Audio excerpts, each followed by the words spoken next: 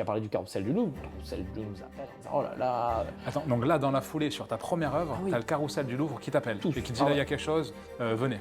Ah oui, on fait un événement pour le Carrousel du Louvre, l'ouverture du Louvre, il y a un événement de telle à telle date. Dis-toi que je suis passé dans les crises d'angoisse, ouais. j'ai l'anxiété, même tu vois, normalement je t'avoue, je préfère être dans mon atelier. Je suis quand même très content d'être on est avec très toi, content de te recevoir ici. de faire les événements, je suis très content, mais je préfère être en retrait. C'est pour ça que c'est bête, mais dans tous les événements que je fais, je n'ai jamais tenu un discours.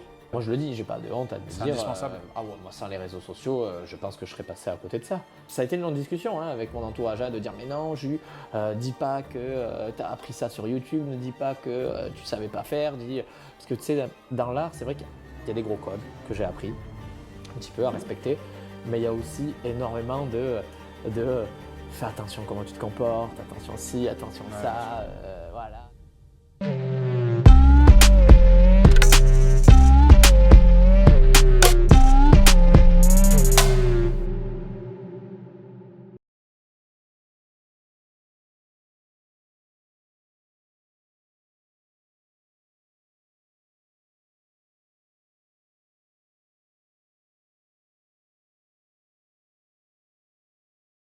Bonjour à tous et à toutes et bienvenue pour cet ultime épisode de Vie Lumière, le dernier, l'épisode 10, épisode spécial et invité très spécial.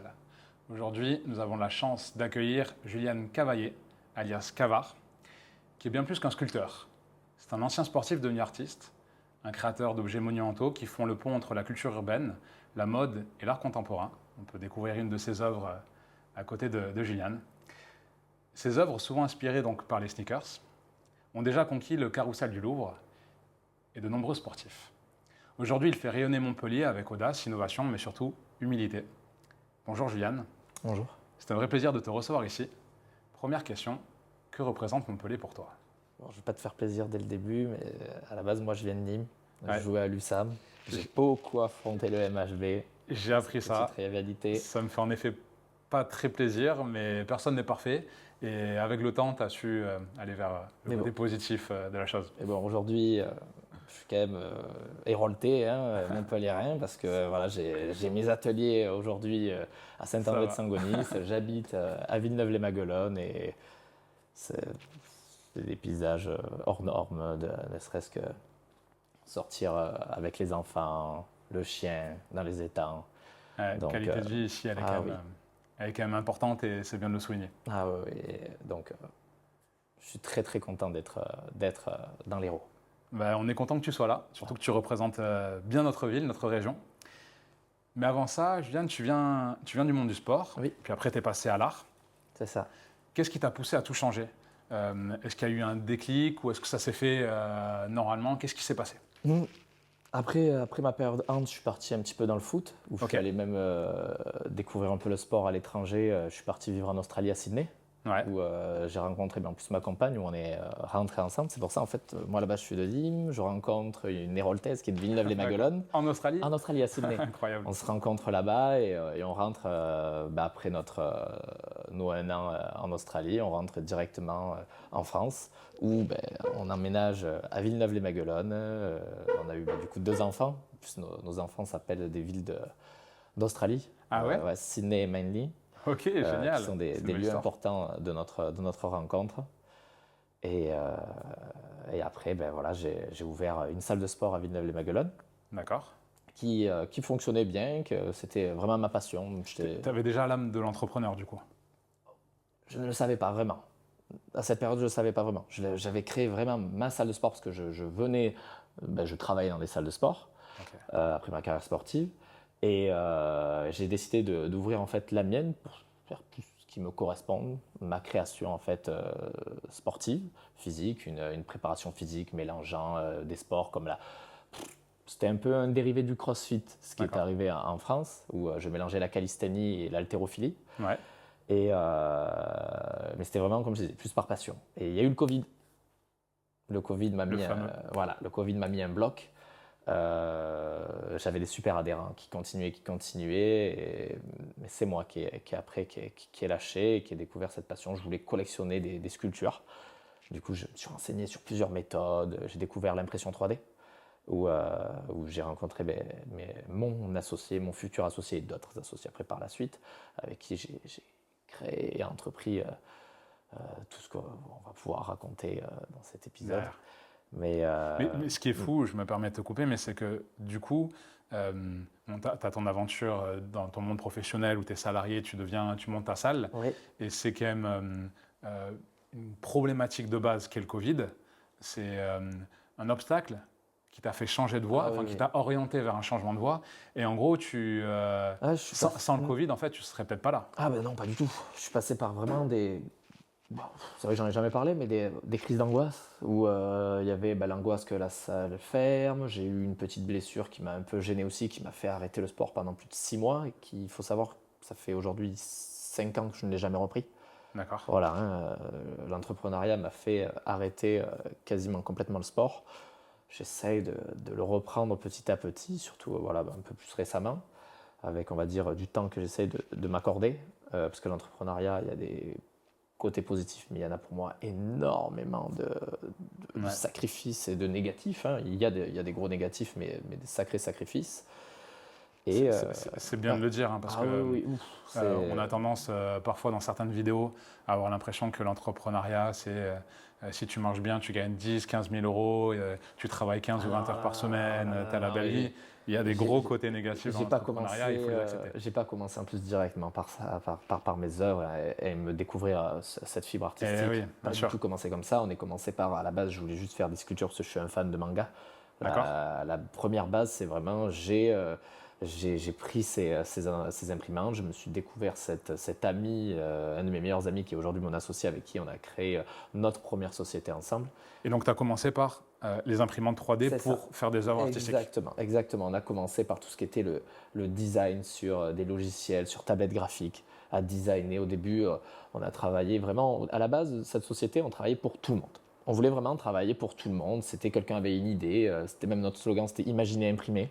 Ça veut dire tu pouvais tout faire. Tout faire. On peut toujours tout faire. On peut toujours tout faire.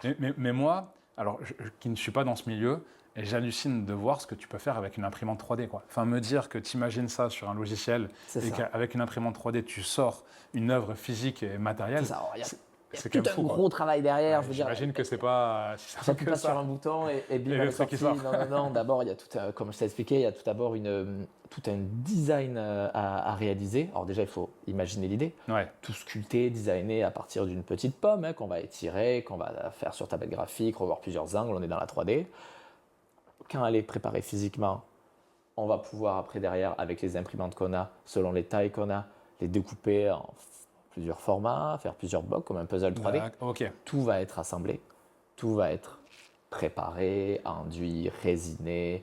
Et derrière, il va y avoir tout ce travail de ponçage, de resculpter, refaire toutes les finitions, parce qu'une imprimante 3D a certaines limites, surtout dans ces tailles-là.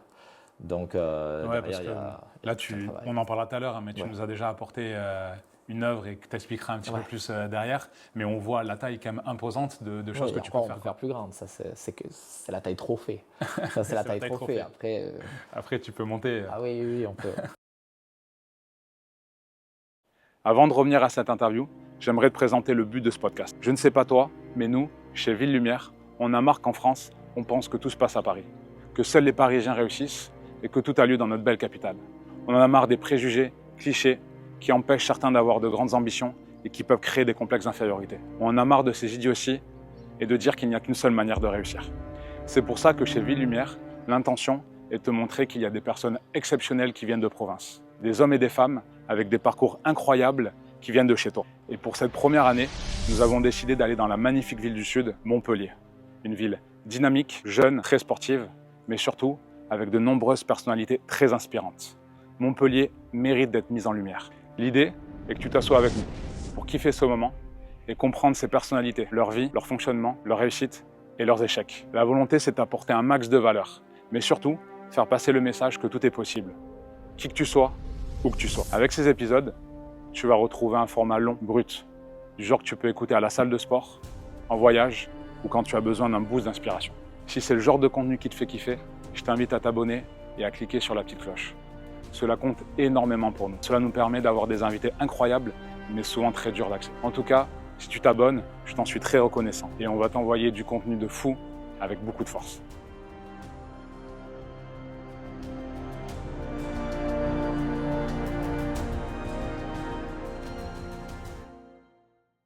C'est quoi la plus grande œuvre que tu as faite Pour l'instant, on va dire sur une dimension de 4 mètres. Ah ouais, 4 mètres. C'était quoi? Alors, c'était sur ma société de JV3D. Ouais. On a fait le logo, la mouette de Altrad, pour Monsieur Altrad pour Mouette, du coup, qui est aujourd'hui dans son jardin.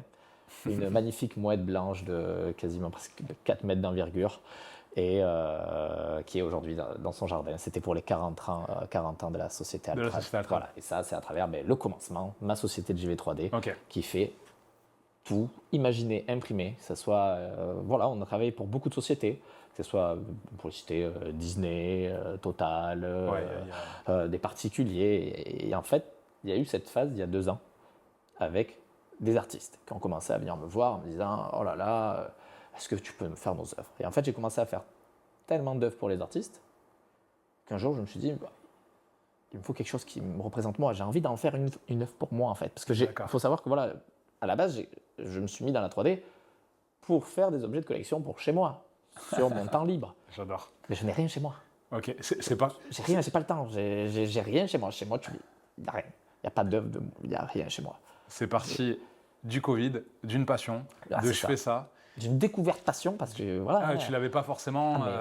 Comme quoi on peut se découvrir une passion sur le tard. J'ai un bac pro commerce, j'ai un bac pro commerce où après je suis parti bien sûr faire mes formations dans le sport. Ouais. T'es pas issu de ce milieu-là. Pas du tout. Ça a été. Après, attention, je pense pas qu'il y a vraiment de formation. Il y a 4-5 ans quand je me suis lancé, et je pense même aujourd'hui, malheureusement, je n'ai pas regardé si des formations se créent, mais il n'y a pas réellement de véritable formation pour savoir maîtriser une imprimante 3D, sculpter sur terre. Enfin, il y a quand même des écoles de design, mais derrière, j'ai pris YouTube et des amis autour de moi que j'ai rencontrés, que ce soit dans l'aspect carrosserie, où des personnes m'ont vraiment aidé, m'ont appris leur savoir. Et, tu t'es formé sur le tas. Énormément les réseaux sociaux et YouTube. Aujourd'hui... c'est une puissance incroyable, ça. Franchement, on a accès à tellement d'informations que... Aujourd'hui, c'est Google, YouTube. Maintenant, en plus, l'IA est arrivée. J'ai même aussi développé d'autres projets via l'IA. Pas forcément intéressant à en parler, mais je veux dire, voilà, aujourd'hui, avec Google, Internet, on peut trouver, mais si tu veux réparer ta voiture, tu répares ta voiture. C'est clair. Moi, je le ferai pas. Mais tu rigoles, mais là, en ce moment... Je suis pas bon là-dedans, je le ferai pas. J'étais pas du tout manuel. Ah ouais? T'étais pas manuel? Moi, mes parents sont choqués. C'est-à-dire... On va en reparler, mais ça veut dire que tu nous fais... des œuvres comme ça, qui à la main. Et les vidéos en parlent de même sur les réseaux sociaux, comme quoi qu'il y a un énorme travail à la main. Mais je n'étais pas du tout. Et tu n'étais pas du tout manuel. Pas du tout. Mes parents, quand par exemple, achetaient une maison de vacances en Haute-Loire, je me rappelle, il fallait les aider parce qu'il fallait retaper la maison. Mais même décaper un volet, je ne savais pas le faire. Je mettais la journée pour décaper un volet parce qu'il fallait le décaper avant de le repeindre. Et tout ça, c'était un calvaire. Je ne savais même pas comment faire, c'était un calvaire. Il y a eu un jour, peut-être, c'est crise d'angoisse que j'ai dit, que me mettait quand même à rude épreuve pendant cette phase d'entrepreneuriat que j'avais créée au niveau de la salle de sport. Je sortais plus trop, je pouvais être dans des situations où j'étais pas bien, et il fallait que je combatte un petit peu ces situations où je me retrouvais pendant 2 heures dans un état d'angoisse, parce que je ne connaissais pas ce que c'était les crises d'angoisse. Et il fallait que je réfléchisse à un projet, et comme je t'ai dit, le premier truc, un jour, j'ai pris un tableau, j'ai dit, allez, je regardais des gens qui conseillaient, faites une activité artistique pendant que vous n'êtes pas bien. J'ai commencé à faire du tableau, j'ai vu le tableau, j'ai fait bon, non, je ne vais pas faire du tableau. J'ai compris que le tableau, c'était pas pour moi, je vais faire autre chose. Non. Et là, j'ai découvert les sculptures, j'ai regardé de quelle manière on faisait des sculptures, et voilà, c'est là où on est venu les imprimantes 3D, et tout ce que j'ai raconté là juste avant, de trouver mon associé, créer cette première entreprise, travailler pour des sociétés, des professionnels, et découvrir des artistes internationaux. Juste avant qu'on parle de ces nombreux artistes pour lesquels tu travailles, tu disais que tu avais des commandes. Et qu'à un moment donné, tu t'es dit « Ah, mais j'ai envie de faire un truc pour moi. J'en ai marre de... Je veux continuer, bien sûr, de travailler pour les autres, mais je veux aussi travailler pour moi. » Ma société, juste avant, on était prestataire. On me demandait une mission, on réfléchissait avec eux la meilleure façon, on les accompagnait, et on fait, et on donne, et on livre. Voilà. Et je me suis dit, après, il y a toute cette étape où derrière, l'artiste a réfléchi une idée, tout ça. Et je me suis dit, il me faut quelque chose. Il me faut quelque chose à moi.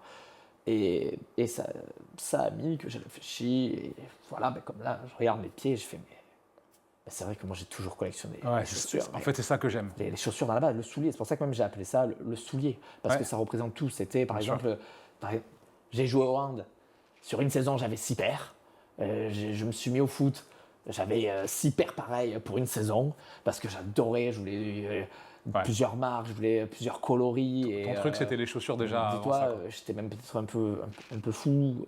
Par exemple, quand j'avais ma nouvelle paire de crampons ou de chaussures, je me rappelle encore, je vais dans un Foot Locker, je prends ma première paire de TN.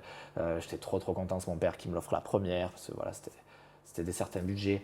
Ou même des crampons de foot, des crampons de foot de qualité en haut de gamme, parce que voilà, je voulais ceux-là, c'était les plus détaillés. Je voyais la différence entre un crampon entrée de gamme et haut de gamme. Je voulais absolument le haut de gamme. Je prenais le haut de gamme et par exemple, je dormais avec pendant les 2-3 premiers jours parce que je ne les utilisais pas. Tu dormais avec? Je faisais exprès de ne pas l'utiliser. Ah non, mais au pied. Tu les mettais? Je ne dormais pas avec quand même. Je les mettais au pied. Je marchais avec dans la maison tout le temps. Bon, je glissais avec des crampons, tu sais. Et j'allais me coucher. Et après, bon, la première fois que j'allais les utiliser, c'est bon, je les mettais plus au pied et ils restaient en bas. Mais j'avais vraiment, tu vois, je sens. Avant, je ne le savais pas. Hein. C'est vraiment un rapport à ça. C'est vraiment là. Et c'est bête, hein, mais quand j'ai dit, je vais faire une F pour moi, qu'est-ce que je veux? Eh ben, le premier truc qui m'est venu à l'idée, c'est bête, mais c'est le soulier, quoi. C'est la sneaker, le soulier. Je suis parti sur la première Jordan 1 Off-White qui a fait, c'est ça qui m'a lancé. C'est ma question. C'est sur cette première œuvre, c'est ça où tu t'es dit, là je touche quelque chose. Je vais pas mentir, c'est pas moi qui ai décidé, tiens, je vais être artiste, je vais faire quelque chose. À la base, l'œuvre, je la fais pour moi.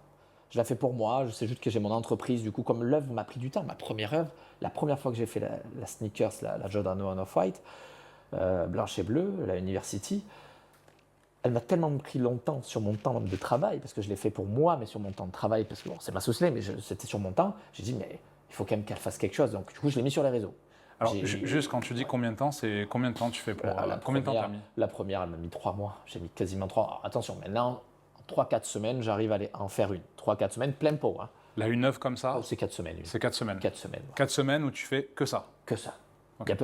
Dans les 4 semaines, il y a peut-être une semaine dédiée au design et à l'impression de l'imprimante et 3 semaines de travail pur, d'assemblage, d'enduit, de ponçage. Il y a des fois des attentes où, par exemple, on va devoir la laisser pendant 4 heures sans qu'elle soit touchée. Par exemple, j'en fais une autre pendant ce temps-là, du coup. D'accord. Mais voilà, il y a toute cette partie qui est assez longue. Et cette première, en fait, j'ai dit, mais attends, ça veut dire quoi? Pendant 3 mois, je fais une œuvre pour moi, et les autres, je fais comment? Donc, j'ai dit, mais je vais quand même la mettre sur les réseaux. Je vais travailler, tout ce travail-là, je l'ai fait pendant 3 mois. Je l'ai fait sur les réseaux. Première vidéo, 3 millions, 3-4 millions de vues. Ah, tu as fait 3-4 millions sur ta première... Sur la première vidéo. En gros, sur ton premier produit que tu as fait pour toi, donc une sneakers qui te plaisait vraiment, ou un peu c'était ta passion, quoi. Elle était personnelle. Je ne me suis pas dit, tiens, allez, même pour te dire, je l'ai faite la première comme ça, sans penser à un nom d'artiste, qui est devenu Pekabart après, qui sont mes 3 premières initiales de mon nom de famille. Alors derrière, je l'avais même pas, elle était la première, je l'ai signée à la main quand j'ai dit, bah, attends, ça fait trop un buzz. Ça fait première vidéo 3 millions. Alors, à la base, on faisait des vidéos entre 6 000, 10, 15, 20 000. On avait déjà fait peut-être du 50 000 vues. Qui était déjà pas mal. Déjà, voilà, on va dire, qui reste local. Mais là, ça a pris une ampleur où ça a été 21 000 sauvegardes, 4 000 messages, 400 mails qu'on n'a même jamais traités. Des fois, on rigolait. C'est dommage d'ailleurs. Ah, mais j'ai jamais traité ces messages. Jamais, on n'a jamais eu le temps. Alors déjà, comme tu as dit, tu as parlé du Carrousel du Louvre. Le Carrousel du Louvre nous appelle en disant, oh là là. Attends, donc là, dans la foulée, sur ta première œuvre, tu as le Carrousel du Louvre qui t'appelle et qui dit, là, il y a quelque chose, venez. Ah oui, on fait un événement pour le Carrousel du Louvre, l'ouverture du Louvre, il y a un événement de telle date, il y a des exposants, il y a des artistes, mais est-ce que vous voulez venir en tant qu'invité? On vous met l'œuvre à l'entrée. J'ai fait, bon, écoutez, oui, il y a les feux, hein, pourquoi pas, on la met. Moi, le seul problème, c'est que l'œuvre déjà commençait à être énormément convoitée, énormément, parce que dans les 3000 messages, j'en ai peut-être traité quand même une centaine. Ouais. Et c'était l'agence d'un basketteur américain qui m'a demandé pour un cadeau d'anniversaire qui est chez eux. Alors moi, attention, je n'ai jamais eu contact, je le dis, malgré tous les contacts que j'ai eus juste après, qu'on en parlera certainement de sportifs. Il faut savoir que cette première œuvre que j'ai faite, je sais juste qu'elle a été venue chercher par un transporteur qui l'a envoyé aux États-Unis à un basketteur américain. Et tu sais qui c'est? De Cleveland, ouais. C'était Iman Shumpert, qui était un joueur de Cleveland. Et en fait, cette agence est venue chercher l'œuvre pour l'amener là-bas. Mais à savoir que c'est bête, mais je n'ai jamais eu, après, de contact. De contact ou de ça photo. a été, ça a été ça. Et ça a été la première en me disant, bon, maintenant j'en ai plus, je vais en faire une pour moi. D'accord. Là, même à ce moment-là, tu t'es pas dit, ah, mais là, je tiens quelque chose. Si, au carrousel. Voilà, au carrousel, on est allé faire cette étape du carrousel, parce que ça s'est fait dans les semaines qui a suivi l'œuvre. Ça a été, j'ai vu. Les personnes sont venues, surtout que la première était grande. La première faisait 130 cm. La première, en fait, j'ai commencé directement par la première. D'accord. Mon associé, on est vraiment le mais et le et. Lui, c'est le mais, moi, je suis le et. Par exemple, il m'a dit, mais pourquoi on ne commence pas par d'abord une miniature pour voir si c'est bien? J'ai dit non. Je le fais pareil, c'est bon, je veux plus rien. Et je fais ça. J'ai dit, c'est soit je fais la grande, soit je fais plus rien. Et bon, ça c'est vrai qu'il m'a dit, vas-y, fais-la, parce qu'il voyait que je boudais. Du coup, on a fait la grande. Et aujourd'hui, voilà, on a compris. Je pense qu'aujourd'hui, j'aurais commencé par faire une petite. Autant mieux, j'aurais fait, c'est sympa, allez, je la mets en déco chez moi. J'aurais jamais peut-être fait la grande, parce qu'on aurait eu une commande derrière d'autres choses, on aurait dû travailler sur autre chose. Ça s'est fait dans une période creuse. C'est vrai que je l'ai faite, j'ai pu en profiter pendant une période creuse de la faire. Et derrière, ça. Voir grand, ça te parle. Ah ouais. Voir grand, ça peut te définir de suite. Tu lances un projet et tu as besoin quand même de. Ça semble bête, mais tout le monde me disait, Jules, comment ça se fait que personne n'a pensé à faire une grande chaussure C'est vrai. avant toi. Ouais. On est en 2023. Mais c'est sûr, et moi, c'est ce que j'adore chez toi et sur ce que tu fais, tes œuvres, c'est qu'en fait, tu mélanges plein d'univers. Tu mélanges un peu le côté street, le côté art moderne, le côté sportif, le côté mode. Et en fait, tu es à la croisée des chemins de tout ça. C'est le soulier. C'est le soulier. J'ai envie d'être représenté comme l'artiste du soulier, l'artiste sculpteur du soulier. C'est-à-dire que je peux faire peut-être prochainement avec quelqu'un de connu, ça on verra peut-être, un talon aiguille. Un talon aiguille qui va peut-être bientôt arriver. Ou ça, là, qui est devant, on le montre, qui est un petit soulier Berluti avec, pour ceux qui nous écoutent, porte-cigare. Porte-cigare. C'est fou. C'est alors, magnifique. Voilà, je l'ai pris aujourd'hui parce que c'est quelque chose qui va sortir dans les semaines à venir, qu'on est aujourd'hui aussi, et que je me suis dit, tiens, je te le présente, je voulais voir ton avis, et une œuvre voilà, qui est quasiment tirée sur le réaliste pur, avec de la feuille d'or. J'adore. Avec son petit on n'y aurait pas coffret, pensé, avec le petit coffret qui est derrière. Et alors, tu nous as mis un peu l'eau à la bouche. Avec qui tu travailles? C'est qui, toi, tes collectionneurs? Parce qu'il me semble avoir vu passer sur les réseaux sociaux que tu as travaillé pour la fondation de Thilo Kehrer. Thilo Kehrer qui est un grand joueur international de Monaco. Et qu'à cette occasion, il y a eu une vente aux enchères. Et il y a eu un collectionneur un peu particulier avec Kylian Mbappé qui a acheté ton œuvre, enfin même plutôt votre œuvre, parce qu'il me semble qu'il a participé aussi. Enfin, tu as ce genre de client, c'est ça? C'est exact. Alors, c'est des collectionneurs. Des collectionneurs, oui. C'est vrai que dans le monde de l'art, c'est des collectionneurs. Et qui d'autre? Alors, tout a commencé, si on peut parler de ces stars. Alors moi, je suis plus grand fan. Tout a commencé par qui est un ami aujourd'hui, Djibril Cissé, qui est venu. Djibril Cissé qui a mixé au Mas du Cheval pour une soirée spéciale, en effet, il y a 1 an et demi, 2 ans. Juste Djibril Cissé, j'explique pour ceux qui le connaissent. Alors, c'est rare les gens qui ne vont pas connaître Djibril Cissé. Ancien international de l'équipe de France, très grand attaquant, très grand joueur de foot. Qui a fait son jubilé récemment. Qui a fait son jubilé, qui est un grand joueur de la GA Auxerre, champion d'Europe avec Liverpool, etc. Mais qui a la particularité d'être très à la mode, très précurseur sur certains styles vestimentaires. Beaucoup de choses, pas que dans la mode, mais vraiment, dans beaucoup de choses, et qui est à la pointe. Donc c'est quand même une pointure, c'est le cas de dire. J'étais très très fier de collaborer. Avec qui est travaillé directement. Oui, très très fier. Et en fait, ça s'est fait comme ça, pour l'anecdote que je peux raconter. Il est carrément même venu à Villeneuve-les-Maguelones faire un petit match amical dans mon club à Villeneuve-les-Maguelones pour faire plaisir. Alors déjà me faire plaisir personnellement, mais ça a fait un énorme plaisir au coach et aux joueurs. Djibril Cissé qui débarque à l'entraînement, ça fait plaisir. Et qui derrière, après,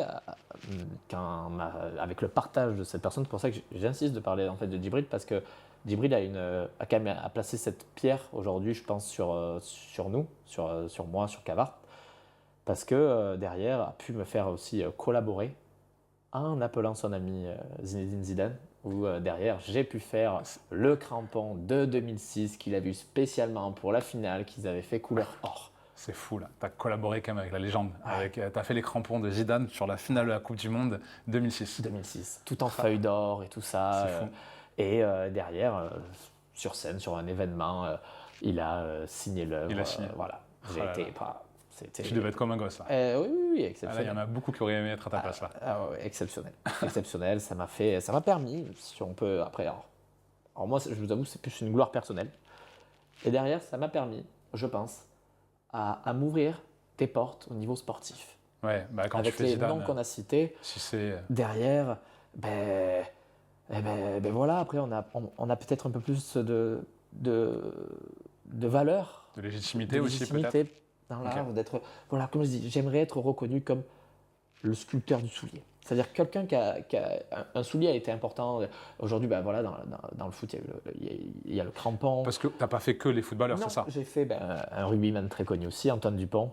Et, super Un peu personne. connu en ce moment, oui, on entend parler de temps en temps. Non, topissime, topissime, super bien reçu à Toulouse. J'ai été très très fier de collaborer avec. On a eu de belles images ou dessus pareil, et il est venu signer, écrire des phrases personnelles dédiées. Donc non, j'ai été très fier, superbe rencontre. J'ai été très très très très content. Et même après, là récemment, j'ai fait aussi Michel Platini en plein milieu du stade Vélodrome. Ça veut dire j'ai pris une œuvre que j'ai fabriquée là-bas. Tu l'as fabriqué là-bas? Alors, j'ai quand même. T'as terminé, j'imagine. Voilà, je l'ai C'est un toute processus qui est long, donc bien sûr. En fait, je l'ai amené prête à peindre. Ça veut dire que moi, j'ai tout préparé à mon atelier et j'ai amené la World Cup que Michel Platini portait dans sa carrière. Et en fait, je suis en plein milieu du Vélodrome. Il y aura des images, elles ne sont pas encore sorties, mais j'ai des images avec drone, tout ça et tout, où Fou. on les voit l'œuvre, toute grise au début, que je peins au fur et à mesure sur des heures en plein milieu du Vélodrome. Et à la fin, Michel Platini, avec le président de l'Olympique de Marseille, Longoria, viennent et signent l'œuvre entouré de plein de personnes autour. C'est fou. Ça doit être un moment fort pour toi. Oui, oui. Alors, en plus, fait avec Espace Renaissance, qui est une fondation de Montpellier. Une formation. Ah, ouais. En plus, il y a des Montpelliérains qui sont, mais le projet, Exactement. À Marseille. À Marseille, mais à l'origine, qui vient d'Espace Renaissance, ce projet artistique. Alors, juste que les gens comprennent aussi ce que tu fais et ta grande réussite, ces objets, ils ont quelle utilité? C'est des objets de décoration, c'est des objets d'art, mais on peut voir aussi qu'il peut avoir des utilités comme celui-ci. Là, raconte-nous un peu l'histoire, c'est un porte-trophée, c'est ça? Ouais, c'est le trophée. Ah, c'est le trophée, pardon, oui, c'est carrément le trophée. C'est le trophée du Quai 54 de 2024. Quai 54 qui est l'événement sponsorisé par Michael Jordan, qui est un tournoi de streetball qui se déroule à Paris, exceptionnel, rempli tout le temps, des stars de tous bords viennent à cet événement. Toi, quand tu touches des artistes, tu touches pas les plus petits. Hein. Quand tu travailles avec Quai 54, Michael Jordan, Zinedine Zidane, Platini, etc. Et en plus, un événement, ça m'a permis de faire exceptionnel pour moi, parce que voilà, j'ai eu une petite carrière sportive, on va dire, plus dans le hand au début, et après je suis parti dans le foot, en amateur régional, qui m'a permis de réaliser un rêve, parce que malgré qu'on soit aux portes du professionnel, ou même qu'on joue en niveau régional ou amateur, on a tous ce rêve d'un jour fouler un stade professionnel. Tous. Et bien en fait, j'ai pu faire une collaboration avec Boniek, qui était l'attaquant de la Juventus, le Polonais attaquant de la Juventus, qui était le partenaire de Michel Platini. Ouais. C'était Boniek. Donc dans les années 70-80. Exactement. Et en fait, on a fait une collaboration ensemble où je suis parti en Pologne, jouer avec la team des héros, avec, je vais en citer quelques-uns, Desailly, Carambeu, Guillaume Moirot, Louis Crémy, Frédéric Déhu. Que des internationaux français. Ah ouais, que des internationaux français, où on nous a mis directement, même avec deux Marseillais, Taitao Diawara.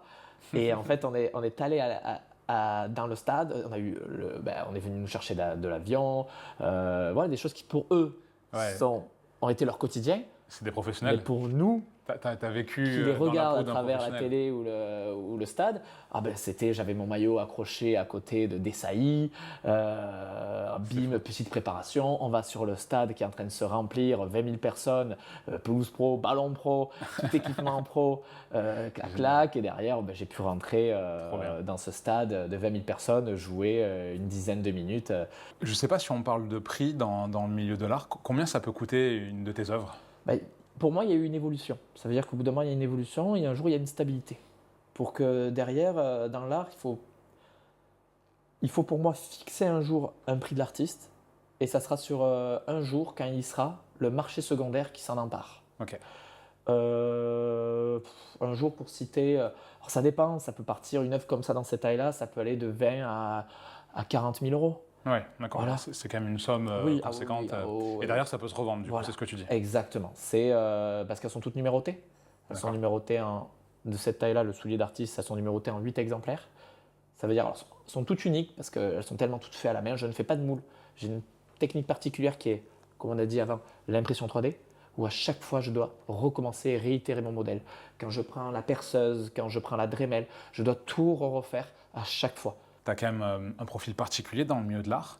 Est-ce que tu peux avoir l'impression que tu peux te déranger parfois ou que les gens te regardent, te prennent un peu de haut ou te regardent de manière un peu différente? Oui, j'ai eu quelques petits échanges avec d'autres artistes qui vont dire oui, mais tu restes que sur la sneaker, sur le soulier, tu fais que la sneaker, mais tu sais rien faire d'autre. Parce que j'ai quand même, là j'en ai parlé parce que c'était le moment d'en parler où je dis bien, j'ai ma société de 3D où aujourd'hui, j'ai des employés, j'ai des personnes qui travaillent tous les projets qu'on puisse travailler. T'es entrepreneur toujours à côté. Et derrière, j'ai mon atelier particulier de Cavard, où je suis vraiment la majorité de mon temps où je fais mes œuvres. Et certains artistes m'ont reproché en me disant mais tu fais que ça, tu fais que ça, tu fais que ça. Je me spécialise, je suis l'artiste du soulier. Voilà, ça veut dire que peut-être dans les années à venir, on ne sait jamais, pourquoi pas faire une œuvre qui sera peut-être pas un soulier, qui pourrait être dérivé de quelque chose, mais je suis l'artiste, j'ai envie d'être vraiment cette référence, je tiens à être cette référence du soulier. C'est un conseil que tu pourrais donner aux gens, ça, le fait de se spécialiser, de devenir expert dans ce qu'ils font? Le meilleur conseil que je peux donner aujourd'hui à quelqu'un qui se lance dans l'art, c'est personnel, après il en fera ce qu'il a envie, c'est tu te spécialises et deviens le meilleur dans l'objet, la création que tu fais. J'ai pas créé la chaussure. J'ai été peut-être le premier qui m'a en faire une sculpture. Oui, c'est ça. De cette forme-là, transformer en sculpture. en plié, dans la forme. Ouais. Je vais sur une position de départ. Ouais. J'ai toujours aimé le sprint. Je me suis dit, j'ai pas envie juste de faire une sculpture et de la mettre à plat. J'aurais pu faire une sculpture, la coller contre le mur. J'aurais pu faire une basket et la poser droite. Non. Par rapport à ce que tu dis, moi je trouve que c'est un conseil qu'on pourrait donner à beaucoup de gens, même des entrepreneurs, de se spécialiser, de devenir expert et de devenir le meilleur dans ce que tu fais. Ça a quand même une vraie valeur ajoutée pour derrière avoir de la réussite, devenir premium dans la clientèle que tu vas rechercher, etc. Des fois, tout faire, c'est pas forcément la solution. Et ça a été un peu... Je l'ai vécu. Donc, Très bien, et en plus, je l'ai vécu juste avant moi dans le sport. C'est que j'étais bon partout, mais excellent nulle part. Ouais. Sur ça, c'est marrant ce que tu dis. Tu sais, on en a parlé un peu off. J'ai travaillé à la Fédération française de football pendant quelques années. Et j'ai eu la chance de parler avec Arsène Wenger, qui était le grand entraîneur d'Arsenal, qui a formé plein de jeunes. Je l'ai croisé au milieu de Djibril. Ok. Bon, mec qui a l'air génial, en tout cas. Oui. Et lui, il expliquait que dans sa façon de voir les choses, dans la formation, un joueur qui allait avoir un bon pied gauche, par exemple, et un mauvais pied droit, en France, on avait tendance à dire, OK, maintenant, il faut que tu bosses ton pied droit, pour que tu aies un bon pied gauche et un bon pied droit. Il disait, moi, non. Tu as une qualité, mais travaille à fond ta qualité. Deviens le meilleur sur ça. Il faut que personne soit capable de faire ce que tu fais pour devenir indispensable et devenir très bon pour apporter à l'équipe. Voilà. Et c'est vrai que ça fait le lien avec ce que tu dis. C'est un regard un peu particulier, tu vois, sur le développement. Je l'applique aujourd'hui sur mon petit. Alors, il a 5 ans, mais bon, je l'ai mis au foot. Et en fait, j'ai trouvé qu'il y avait d'énormes erreurs aujourd'hui dans la préparation physique des gardiens. Ok, il est gardien. J'ai envie qu'il soit gardien. Après, il saura ce qu'il a envie. Ou même arrêter le foot s'il a envie d'arrêter le foot. Mais voilà, j'ai cette chance d'être préparateur physique et d'avoir vu qu'en se spécialisant sur quelque chose, on peut peut-être exceller. J'ai envie d'exceller aujourd'hui dans le soulier. Mon petit, j'ai vu qu'il y a des erreurs aujourd'hui qui se font dans la préparation physique des gardiens. Sur les plus gros gardiens, j'ai envie de la contrer avec mon savoir que j'ai dans le sport et dans la préparation physique. Parce que j'ai toujours cette passion pour le sport. Attention, mon rêve un jour, c'est quand j'arriverai à trouver le temps, de me remettre, on va dire, bon là j'ai 30 ans, j'aurais pas une carrière de haut niveau, mais quand même de faire ce que je n'ai pas appliqué avant, de me spécialiser dans quelque chose et de l'exceller. Alors là si je reviens dans le fait d'exceller, là, imaginons, tu as zéro limite de budget, de taille ou quoi, ce serait quoi l'œuvre que tu ferais là? Tu partirais sur quoi? J'y ai même pas pensé. Ah ouais? Toi qui vois grand, tu nous ferais pas un truc... Ah bah tiens, allez, on est à Montpellier, ce que j'aimerais faire, imagine un jour, peut-être ça, je sais pas, place de la Comédie, qui est notre place chez nous, une œuvre géante où je sculpte la ville dans le soulier. Ah ouais. Imagine la semelle avec les arceaux, la gazette Le Midi Libre en plein milieu, alors attends, des visages symboliques. On va tous les taguer, Le Midi Libre, taguer, mettez des messages, on veut voir ça, place de la Comédie. Place de la Comédie, avec une toi, œuvre de et on sera là. Cavarte, on va faire un appel. Ah oui, je veux, j'aimerais. Vas-y, c'est bon, on va travailler pour ça. Les coups durs, c'est les casses, des livraisons qui vont se bloquer. Par exemple, j'ai fait une livraison récemment pour le roi du Maroc au Maroc. Du coup, que mon associé et l'œuvre a été bloqué pendant 3 jours aux douanes parce qu'on a oublié de faire une déclaration qu'il fallait faire, et du coup ça a été 3 jours de périple en attente et de stress. Que les papiers se font virer, quoi. Donc ça a été, c'est des périples. Ça va, le roi du Maroc, il doit avoir un peu de réseau là-bas pour débloquer la situation. Ça a mis 3 jours. Ça a mis quand même 3 jours. Ouais. Voilà. Et en gros, non, c'était pour ça que c'est pour ça que c'est assez exceptionnel. Il y a quand même du stress. Il y a pas que je suis dans mon atelier, je fais mon kiff, tout se passe bien, j'ai des collectionneurs. Il y a quand même des moments de galère derrière. Comme par exemple, tu vois, j'avais été invité grâce à un ami avec sa fondation Proval qui est dans le rugby. M'avait invité carrément au Georges V à l'anniversaire du prince de Monaco. Ouais. Et pour son anniversaire, il a eu comme cadeau une de mes œuvres, quoi, et qui apparemment a été ravi. Donc je suis très content de. Génial. Ça offre des privilèges. Ah bah ça offre des privilèges comme on a pu les rencontrer juste avant, mais il y a des moments, des coups durs où ça peut arriver que déjà financièrement, ça rentre fort d'un coup. Derrière, on entreprend, on fait des choses, ça rentre moins après. Il y a un juste milieu, il y a quand même... Et aussi, pendant toutes ces années, alors j'avoue que ça fait 2 ans que dans l'art, je me suis fait une place, que j'ai envie qu'elle grandisse et qu'on continue pour. Mais, belle place. Mais il y a 2 ans avant, c'était est-ce qu'on continue pas. Ok. J'ai toujours des fois cette... Même avec ça. Ah ouais, t'as toujours. Toujours, parce que des enfants ou tout ça, c'est vrai que des fois, c'est le plus dur, c'est ça en fait. T'es quelqu'un de stressé? Ah oui. Ouais. Ah oui, dis-toi que je suis passé dans les crises d'angoisse, j'ai l'anxiété, même tu vois, normalement je t'avoue, je préfère être dans mon atelier. Je suis quand même très content d'être avec toi. On est très content de te recevoir. De faire les événements, je suis très content, mais je préfère être en retrait. C'est pour ça que c'est bête, mais dans tous les événements que je fais, je n'ai jamais tenu un discours. D'accord. J'ai jamais tenu un discours. Même là, il y a récemment au Vélodrome, quand on m'a demandé de parler pour faire, Joël, quand il m'a passé le micro, j'ai fait merci. J'ai rendu oui, d'accord, c'était court. Ouais, merci. Voilà, c'est quelque chose que j'ai la chance, si on peut parler dans l'art, j'ai la chance que l'œuvre, pour moi, reste toujours prioritaire. Tu as quand même une communauté sur les réseaux sociaux, on peut te retrouver. On en parlait un petit peu tout à l'heure, tu exposes aussi tes œuvres d'art sur les réseaux. Ouais, la façon de les faire, le travail, je montre tout. Ok, mais c'est quoi la place pour toi des réseaux sociaux c'est le plus important aujourd'hui. C'est le plus important? Ah oui. En tant qu'artiste, c'est... Moi, je le dis, j'ai pas de honte à me dire... C'est indispensable. Moi, sans les réseaux sociaux, je pense que je serais passé à côté de ça. Parce que personne... À la base, elle devait aller chez moi. Ouais, personne ne l'aurait vu. Ouais. Personne ne l'aurait vu. J'aurais continué à faire une société, ma société de prestations, de services pour, comme je t'ai dit, Disney, tout ça et tout. J'aurais continué à faire ma société de prestations de services. Je n'aurais pas connu cette lumière que j'ai grâce à ces œuvres. Alors oui, à moi, mais à ces œuvres, cette création, ce design que j'ai créé et que j'ai fait, quoi. C'est pour ça que quand on me dit « Ah, t'es artiste », oui, c'est vrai que du coup, il y a un côté artistique, mais je me vois plus comme, on va dire, un designer, un artiste designer qui a vu en fait le soulier autrement, qui l'a mis d'une manière et qui l'a fait. Et en plus de ça, tu restes quand même à Montpellier, une ville où, alors, même si tu n'es ni moi de base, une ville d'adoption, on l'a bien compris. Montpellier, c'est quoi dans le monde de l'art? Est-ce que tu penses que ça peut devenir un pôle artistique d'envergure? Oui. C'est placé comment? Enfin, on se situe où? Il y a beaucoup d'artistes déjà à Montpellier.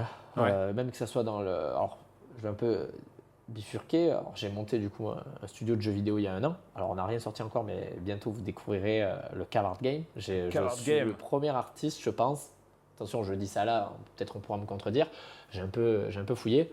Je suis le premier artiste à faire vraiment son jeu vidéo dédié à son art. Ah, génial. C'est un jeu vidéo où tu vas pouvoir voir un peu toutes les étapes, ce que j'ai fait. Ça veut dire que tu pourras même toi-même faire au niveau du jeu vidéo une œuvre d'art. Tu pourras même la peindre. Il y aura même peut-être des jeux concours, de l'événementiel dans ce jeu vidéo. Ça sort quand ça? Alors pour l'instant, je n'ai pas vraiment de date précise. Là, on est sur encore un peu de travail. Oui, quelques mois encore, quelques mois. Mais voilà, avec bien sûr après des mises à jour et tout, des avancées. Mais voilà, pour revenir sur Montpellier, peut-être grâce à Montpellier, j'ai pu trouver aussi aujourd'hui, parce que voilà, quand j'ai monté ce studio, c'est pas moi qui créais le jeu. Moi, je suis, on va dire, le directeur artistique du jeu vidéo, mais derrière, j'ai dû prendre une équipe de 3D, ça m'a permis ça. Et Montpellier, quand on dit dans l'art, que ce soit dans l'art virtuel, on a de très bonnes écoles à Montpellier. C'est vrai. Beaucoup. Ouais. Et aussi dans l'art tableau. Le sculpte, je ne sais pas vraiment, j'en ai pas découvert beaucoup à Montpellier. Il y en a quand même 2 ou 3, je pense, dont je fais partie. Mais après, voilà, on a eu quand même pas mal d'artistes tableaux. Montpellier a sa place, du coup, pour toi, dans le monde de l'art en France. Ok, voilà, c'est intéressant de savoir. Si c'est possible, du truc qu'on a parlé tout à l'heure, mais je veux dire, j'aimerais peut-être apporter un peu plus à Montpellier, moi aussi. Ça mériterait d'être un peu plus mis en lumière. Alors moi, c'est ce que j'estime. Après, derrière, c'est eux qui décideront. Mais voilà, j'aimerais faire plus pour la ville. Ok, voilà. On a la chance d'avoir des artistes comme ça serait dommage de passer à côté. Et d'ailleurs, si tu avais en face de toi un jeune Montpellierin qui souhaite se lancer, tu lui conseillerais de faire quoi? Comment Dans l'art? Se lancer dans quoi? Alors, globalement, mais là, on va partir sur le côté un peu artistique, vu qu'on a la chance de t'avoir ici. Si on peut faire alors... tiens, si on peut en parler à ce moment-là de la loi de l'attraction, c'est... on en a un peu parlé en off, j'attendais ça. C'est ça, alors moi ça a beaucoup compté. Je suis quelqu'un qui a des fois dit des choses, c'est pas vrai ou pas vrai, c'est que j'avais un objectif, mais j'avais tendance à pas le garder pour moi. Je vais le dire à tout le monde. Okay. Et l'attraction fait tellement que l'objectif, je le mets en avant, que derrière, on peut voir avec les personnalités que j'ai fait, c'était des choses que j'avais pour objectif en disant j'ai envie, je veux, j'ai envie. Je veux et je vais travailler avec Zinedine Zidane. Tout ça, et bien à force, ça a pu se réaliser. Ouais. Grâce à l'entourage, des gens qui croient en toi. Et je pense que voilà, si on peut parler de la loi de l'attractivité, c'est vraiment de dire je veux un truc, j'en parle. Et après, peut-être il y en a qui vont dire ah, mais non, moi j'en connais qui vont dire mais non, quand tu as un projet, n'en parle pas et tu en parles que quand il se réalise. Alors, moi, je fais l'inverse de ça. Ouais. Il ne s'est pas réalisé, j'ai déjà dit à tout le monde. La personne ne sait même pas qu'il va travailler avec moi. Tout le monde le sait. et derrière, c'est bête, mais ça a poussé. Ouais. Et j'avoue que si demain, j'aurais pas fait tout ce que j'ai fait là aujourd'hui avec toutes les personnes qu'on a parlé, j'aurais dû me taire. Oui. Eh bien, en fait, non. Là, ça te pousse à continuer un petit peu à chercher sur cette loi d'attraction. Que l'entourage en fait partie. Je vois que tout dépend qui t'amène à un endroit. Voilà. Le plus gros conseil que je pourrais demander, c'est selon à qui t'en parle ou l'entourage, faites-vous peut-être amener par la bonne personne et faites-vous la première bonne rencontre, en fait. Je pense compte énormément. Parce que tu vois, par exemple, j'ai dû faire quelque chose peut-être de mal ou de ne pas avoir été apporté avec la bonne personne pour travailler avec des chefs culinaires qu'on avait à Montpellier. Et du coup, j'ai été peut-être apporté d'une meilleure manière à d'autres chefs, voire même peut-être plus costauds en plus, que ce que nous, on a peut-être à Montpellier, et eux ont validé. Donc, comment tu apportes ton projet, pour moi, qui change la donne. Et il y a aussi, ça me fait penser, on a interviewé ici Maëva Carter, qui est une DJ internationale, et qui est de Montpellier, et elle disait qu'elle travaillait beaucoup moins à Montpellier, et beaucoup plus à l'international ou dans d'autres villes. Et des fois, c'est vrai que tu peux donner la sensation, quand tu es de la ville, tu es d'ici, que ta valeur, elle est peut-être moindre que quelqu'un qu'un étranger ou qu'un Parisien ou quelqu'un qu'on va chercher, qu'on va faire venir avec ça. Et c'est important d'en parler, de casser les codes par rapport à ça. Je l'avais pas vu, je l'avais pas vu de cette manière-là, mais peut-être que ces personnes-là ont dit ah oui, c'est sympa ce qu'il fait, mais bon, non, c'est bon, il n'y a pas d'intérêt. Ouais. Et pourtant, le même poste, le même cœur, ailleurs, et pourtant peut-être beaucoup plus, on va dire, costaud, il prête encore plus d'attention que la personne juste avant. C'est toi qui vas le démarcher. Là, tu es amené, pourtant j'ai démarché, j'ai l'impression de la même manière. Mais ça a fonctionné. Voilà. Ça peut jouer. Et j'avoue que au niveau de ça, à Montpellier, c'est vrai que ça a été un petit coup fermé, quoi. D'accord. Merci Julien. On va passer aux cartes qui sont devant toi. D'accord. La prochaine étape, je vais te demander de prendre les cartes, de lire une par une et de répondre et de dire un peu ce que tu penses de la question qui est posée et d'apporter un peu de profondeur dans ta réflexion. Ok. Alors, la décision la plus difficile que tu aies eu à prendre. Ouais, on va dire de partir en Australie. De partir à Sydney. T'avais quel âge? J'avais 19 ans, ouais, 19 ans, je venais juste de finir le bac. Okay. À la base, j'étais sur un bac pro commerce, je voulais faire vendeur automobile. Je commence à un endroit et en 3 mois, je me dis, oh là là. Ça va pas le faire. Non, mais en fait, je suis un peu, alors c'est bête, hein, mais je suis un peu feignant. Et il fallait faire beaucoup d'heures. Mais aujourd'hui, c'est pourtant tout son contraire. Hein. Ouais. Mais à la base, je suis plus feignant. Je préfère, tu vois, la qualité que la quantité. Ça veut dire qu'aujourd'hui, je fais énormément de quantité. Et ben, j'essaye de beaucoup me remettre en question en me disant, ok, j'entreprends beaucoup de choses, je suis trop en quantité. Je vais essayer, alors j'ai mis peut-être un peu de temps, hein, mais de faire moins de quantité et d'être peut-être plus qualitatif. Ah ben, tu vois, j'essaye de faire ça. Alors, j'y arrive pas forcément encore, mais je travaille sur ça pour le faire, d'être beaucoup moins quantitatif et d'être beaucoup plus qualitatif. C'est très intéressant ce que tu dis. C'est moi à côté, je suis coach aussi, j'accompagne des entrepreneurs et je vois souvent la problématique des entrepreneurs qui ont des idées, qui sont pris par leur passion, c'est qu'ils font beaucoup de choses, mais après c'est beaucoup et ils n'arrivent pas forcément à les assumer. L'idée de ce que tu dis, c'est arriver aussi à se concentrer pour faire de la qualité sur quelque chose et prendre des projets un après l'autre, quoi. Voilà, la décision la plus difficile. Donc c'était de partir en Australie parce que derrière, moi j'étais très proche de mes parents, j'aime beaucoup ma mère et mon père, et du coup, il fallait partir, je ne te mens pas, hein. Je suis parti, c'était chaud, je ne savais même pas parler anglais. Bon, je ne suis pas non plus un cadre aujourd'hui, mais bon voilà, j'ai quand même une maîtrise écrit, oral, je le comprends mieux, après pour s'exprimer c'est autre chose. Mais je ne savais même pas, la première fois, je suis allé en Australie, je suis allé dans un backpack, j'ai mis des pâtes. J'ai mis à chauffer, j'ai dit bon allez je rajoute l'eau et j'ai mangé mes pâtes à l'eau et j'ai trouvé ça dégueulasse. Ah oui d'accord, t'en étais là. Et j'ai dû comprendre qu'en fait l'eau devait bouillir, Ah ouais à 19 ans c'était moi j'étais vraiment avec ma mère, tu vois, c'était ma mère, mon père qui faisait tout et on va dire que c'est pour te dire que je suis pas du tout manuel à la base. Alors, un moment où tu as été le plus ému, on va dire Zinedine Zidane, ouais. Ah tu m'étonnes. Alors, je sais même pas si c'était là où j'étais le plus ému, c'était peut-être même pas le jour J, parce que le jour J, moi j'ai du mal à chaque fois de profiter de l'événement. Ah ouais, de vivre le moment présent quand tu es. Comme je t'ai dit, je suis toujours là en train attention. Tu vois, avant je me tenais super bien droit, j'étais sportif nickel, je faisais beaucoup plus de kilos, en plus j'étais bien musclé. Et là maintenant, dû à être plus sur le portable et plus dans le travail, je me tiens comme ça, tu vois, que je préférerais être. Mais, tu vois, je retravaille, j'essaye. Alors, tu vois, je suis tellement dans le genre, attends, est-ce que je me tiens bien droit? Est-ce qu'il y a des photos? Est-ce qu'il y a ci, tout ça? De faire attention. Parce que voilà, c'était pas. J'ai du mal à profiter, mais ça a été vraiment le moment le plus ému, c'est quand il accorde en fait, quand je l'ai eu et qu'il me dit ok c'est bon, on peut faire ça et ça sera tel modèle. Voilà, l'émotion à son comble, c'était voilà, c'était celle-là. Et après par contre j'ai levé le moment sur scène avec et tout ça, je me suis régalé, très très bien. Mais on va dire cette partie-là. Zidane, quand tu es dans le monde du foot, c'est un peu Dieu pour nous. Donc c'est incroyable d'être avec lui. Et les autres aussi. Hein. Oui, bien sûr. Mais chacun a été, comme je t'ai dit, Djibril qui m'appelle au téléphone, la fondation de Silo, je me suis là, c'était exceptionnel. Donc voilà, c'était le match de foot avec toutes ces stars dans le vestiaire avant de rentrer. C'était exceptionnel. Si là tu m'as dit, je dois en sélectionner une, allez Zidane. Zidane, c'est noté. Merci.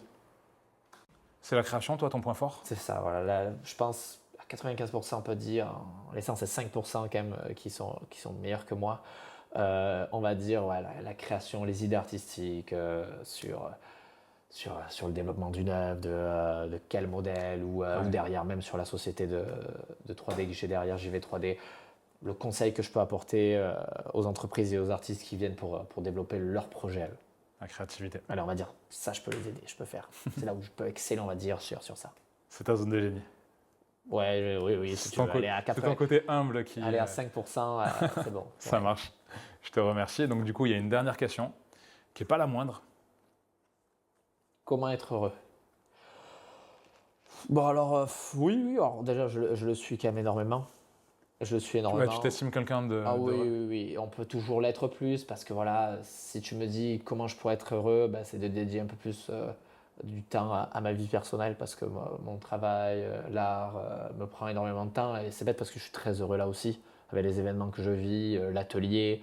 Il y a des coups durs, hein, mais comment être plus heureux, comment être vraiment heureux, c'est quand tu as réussi à trouver vraiment le, la parfaite liaison entre ta vie professionnelle et particulière quand tu es autant heureux avec L'équilibre vie pro, vie privée, pour toi, c'est la clé du bonheur. que je n'ai pas encore tout à fait hein, aujourd'hui, Ouais. hein, je dis ça, hein, mais voilà, si je peux dire l'objectif c'est d'être comment être heureux et être plus heureux moi aujourd'hui, c'est d'avoir trouvé le bon équilibre entre vie pro particulier et bien sûr bon après sans problème de santé et tout. Après ça, il y a peut-être d'autres côtés plus durs sur ça, mais on va dire, voilà, c'est le meilleur équilibre entre pro et particulier. Disons que toi, tu as quand même déjà quelque chose, c'est que tu travailles dans ta passion. Tu fais des Oui. choses que tu aimes.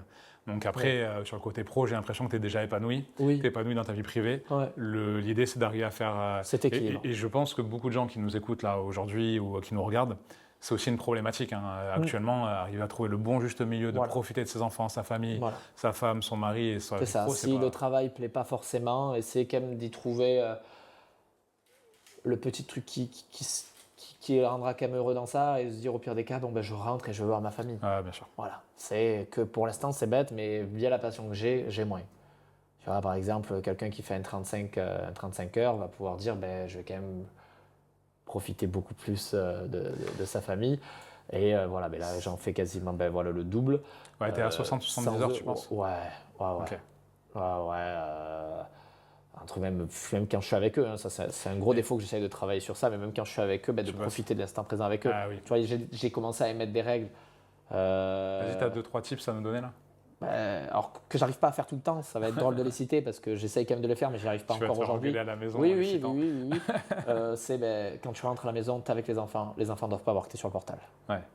Ça, c'est le plus dur. Ça arrive des fois, pas faire d'appel quand tu es avec eux. Traiter, parce que c'est bête, mais les réseaux aujourd'hui, j'ai quelqu'un qui m'aide dessus, mais je les traite quand même à 100% parce que j'ai envie de les traiter.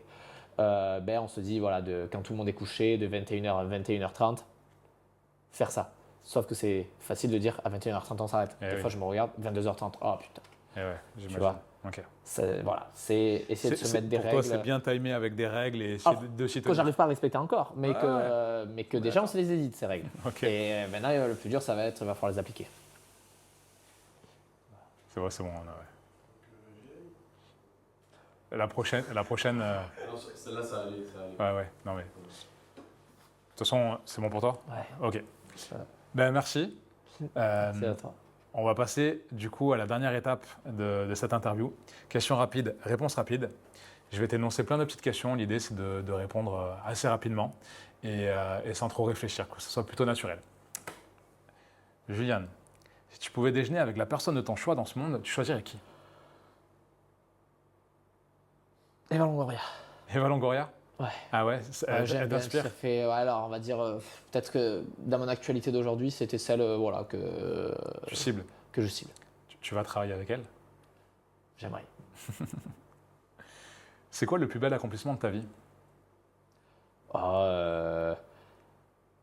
Mes enfants, vraiment. C'est les deux et de partir ne serait-ce qu'un week-end avec eux. Voilà, c'est ça. Le meilleur accomplissement, c'est d'avoir la liberté financière et de quand même, je dis j'ai pas de temps, mais de décrocher un temps, de dire je pars un week-end à Disney avec les enfants ou là tu vois je pars une semaine je pars une semaine au camping, mais vraiment camping, pêche, paddle, barbecue avec les enfants. Il y a un groupe d'amis qui ont des enfants. Ah ouais, là, dans ma tête, c'est ça. Qu'est-ce qui t'énerve chez les autres? Alors moi, je suis quelqu'un qui... je t'avoue... T'es pas énervé? Putain, c'est vrai que cette question, je vais te répondre direct. J'ai rien parce que même si tout le monde s'énerve contre quelqu'un, je vais toujours lui trouver une raison pourquoi il est comme ça et de machin. Donc... T'es le sympa de la bande, t'es le gentil qui... c'est bête, mais j'ai rien qui peut m'énerver parce que même s'il y a quelque chose qui pourrait être, par exemple, toi, dire lui il va m'énerver, je vais dire, non, c'est un trait de personnalité. Comme moi, je pense que j'ai des choses qui énervent chez les gens, je pense. Après, je pense peut-être moins que d'autres, peut-être, ou j'en sais rien. Mais non, ouais, j'essaie d'être toujours, tu sais, très... Non, peut-être que si vraiment il y a quelqu'un de méchant, bon oui, quelqu'un de méchant va m'énerver, mais il n'y a pas de trait vraiment. Alors désolé de ne pas trouver une réponse directe sur ça. C'est une réponse intéressante et qui montre aussi tes qualités et ta façon de voir la vie. D'ailleurs, par rapport à ça, est-ce que tu préfères être aimé, craint ou respecté? Oh ouais, non, aimé. Oh, ouais. Aimé? Ouais, c'est pour ça que oui. Ah non, aucun des deux autres. Si tu pouvais glisser un message dans une sculpture visible par des millions de gens, tu écrirais quoi? Ouais, allez, soyez libres. Voilà, si tu as envie d'être ce que tu as envie d'être, essaye de l'être. En toute simplicité. Ouais, je vais pas dire peace and love, machin, ce que tu veux. Faites ce que vous voulez être. Faites ce que vous voulez être. Sans déranger l'autre. Sans déranger l'autre, on la garde. Quelle est la chose la plus folle que tu n'as pas encore osé faire, mais que tu rêves de tenter? Il y a quelque chose que j'entreprends que je n'ai pas encore réussi. C'est de créer peut-être le plus gros événement virtuel en casque VR. Alors, je suis en train de travailler sur ça. Ouais, c'est un objectif. Ouais. Alors peut-être qu'il y a peut-être d'objectifs plus intéressants que je n'ai pas pensé. Hein, mais là, aujourd'hui, si tu devrais me dire cette question-là, c'est de rassembler un maximum de personnes, je veux dire, virtuellement, que ce soit par exemple les personnes dans les hôpitaux, les personnes de n'importe quel pays, de partout, sur un événement, virtuellement avec un casque, où peut-être les gens vont dire « Ah là là, il aurait pu faire un truc où les gens se déplacent, ou des trucs comme ça, oh là là, du jeu et tout ». Mais voilà, je trouve ça... Si là demain tu me dis ça serait vraiment de taper un kiff, génial. Que virtuellement, avec casque VR ou sans casque VR derrière un écran et un ordinateur, que tout pays, toute personne, partout se rassemble à un événement et profite du même événement. De toute façon, on va tendre vers ça. La réalité virtuelle arrive. Je travaille beaucoup dessus sur le studio de jeux vidéo. C'est un peu le jeu vidéo Cavart. Ça va être en VR? Ouais. Ça va être de trois choix. choix. Portable, clavier souris, manette ou casque VR pour l'immersion la plus totale. Alors, pas sur moi, attention. Ça y est, on va dire « Ah là là, le mec, il veut que tout le monde joue à son jeu ». Non. C'est que créer un événement multiculturel, tout ce que tu veux, universel, où tout le monde peut... attention, peut-être que... attention, c'est pas possible de faire ça comme ça, mais que ça peut être accès à tout le monde. J'adore l'idée. Voilà. Tu m'appelles quand tu fais ça parce que j'adore l'idée. Bon, pas pour l'instant. Tu préfères dîner avec ton toi de 10 ans ou de 80 ans? Là maintenant, là oui. Là, t'es maintenant. Avant. Ton toi de 10 ans? Ouais. Tu dirais quoi? Certaines choses pour perdre moins de temps, tu vois. Ouais. Certaines combines. Peut-être même tiens, le tirage de l'euro million, tiens. Ouais, ça voilà. Pas mal. Comme ça, je pourrais faire peut-être... Ou d'acheter des bitcoins. Ouais, ça peut être pas mal aussi. Voilà, pour pas mettre tout sur l'argent, c'est plus c'est bête, mais tout le projet, tout le travail, tout ça, je fais par passion, mais il y a toujours cet aspect de vouloir plus, tu vois, et je vais travailler peut-être sur ça, je pense, tu vois, de toujours vouloir plus, de dire tiens, j'ai envie d'aller faire ci, j'ai envie d'aller faire ça, mais c'est une liberté aussi, tu vois, c'est un truc qu'on peut pas se mentir, mais trouver le juste milieu qui est à chacun. Être ambitieux, mais aussi savoir s'arrêter parce qu'on peut toujours faire plus. On peut toujours faire plus. Et il y a bien un jour où il faut s'arrêter, profiter. Et voilà, donc du coup, travaille sur ça aussi. On m'a donné un conseil un jour qui me semblait être intéressant. On m'a dit, tu sais Thibaut, le mieux est l'ennemi du bien. Des fois, faire bien, c'est bien déjà. Ouais. Tu peux toujours faire mieux. Ouais. Et pour les gens qui sont un peu perfectionnistes, c'est intéressant aussi d'entendre ça parce qu'on a toujours tendance on a oublié cette virgule, etc. Ça dépend du profil, mais ça peut aussi parler. Je pense c'est peut-être quelque chose qu'il faut que je travaille sur ça aussi. Quelle part de toi t'as longtemps caché et que tu assumes maintenant aujourd'hui? En fait, c'est ça le problème, c'est que j'ai pas l'impression d'avoir caché quelque chose, tu vois. Tu as de suite eu l'authenticité et l'envie d'être toi-même? Ouais, j'ai même pas honte. Niveau scolaire, c'est catastrophique, j'ai toujours dit.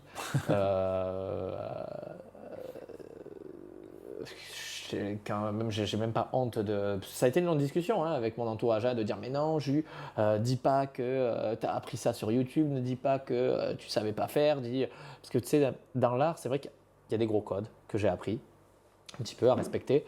mais il y a aussi énormément de fais attention comment tu te comportes, attention ci, attention ça, voilà. Et en fait, non, j'ai pas eu honte de dire que à la base, je n'ai pas du tout de ce monde. Non, je suis désolé, mais je vais peut-être un peu bugger sur ça. Non, vas-y. J'ai rien caché, tu vois, même ma barbe. Ah, allez, pour rigoler, si, quand même, maintenant que tu dis ça, pendant un petit moment, j'ai teint ma barbe. Tu sais, j'ai une barbe rousse.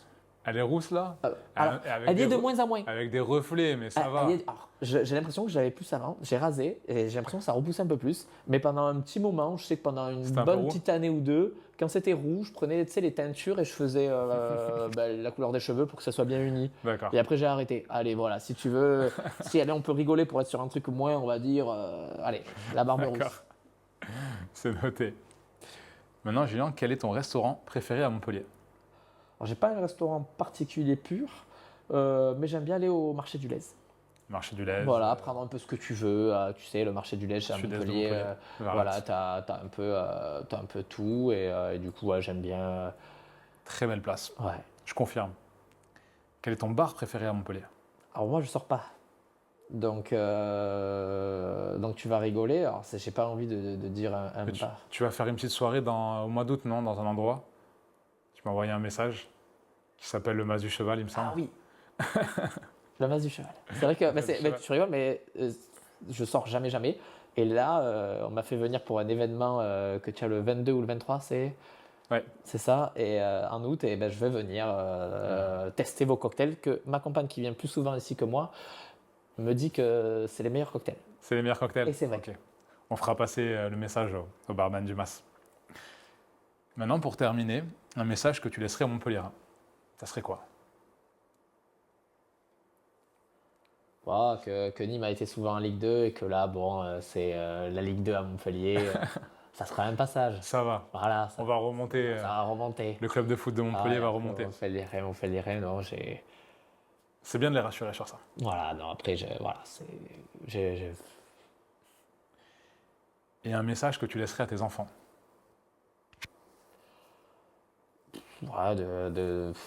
De faire ce qu'ils ont envie. Là, tu vois, par exemple, je pousse le petit à faire du foot, mais que je les accompagnerai dans tout ce qu'ils font. Là, c'est plus, j'avoue, un délire personnel qui se régale. Hein. Demain, il me dirait, regarde, une ou deux fois, il n'a pas voulu aller à l'entraînement. Bon, on n'est pas allé à l'entraînement. Hein. Je vais pas dire, non, machin. Hein. Mais c'était là pour lui, quoi qu'il arrive. Voilà, les enfants. Enfin, pour eux, la petite, pareil, si elle veut faire de la musique, si elle veut faire du foot, si elle veut faire ce qu'elle veut. Je les accompagnerai là où ils iront, quoi. N'importe où. C'est beau. Merci. C'était un vrai plaisir de te recevoir ici. Un artiste jeune qui valorise Montpellier, qui a des projets, qui fait des choses magnifiques avec des artistes incroyables, des sportifs internationaux. C'est bien, on est très heureux de te mettre en lumière aujourd'hui. Merci à toi. Pour terminer ce podcast, est-ce que tu peux nous dire Montpellier en un mot ou une phrase? Soleil. Soleil. Ouais, parce qu'à chaque fois que je pars à Paris, en Pologne, et trucs comme ça, alors je vais souvent à Paris pour le travail, pour l'art, c'est une catastrophe, quoi. Ça n'a rien à voir. Faut pas qu'on oublie la chance qu'on a d'avoir la météo avec nous. Les soleils, c'est ça. Pour ça que je ne pourrais pas partir d'en bas. Merci. Merci à toi. C'était le dernier épisode de Ville Lumière de la saison 1 Montpellier, le 10e. 5 hommes, 5 femmes. Je vous invite à retourner voir les anciens épisodes. Merci beaucoup pour votre soutien. Merci à tous ceux qui ont aidé dans le projet. On vous réserve quand même une petite surprise avec un épisode best-of qui va bientôt sortir. Encore merci et bonne continuation à vous. Wow.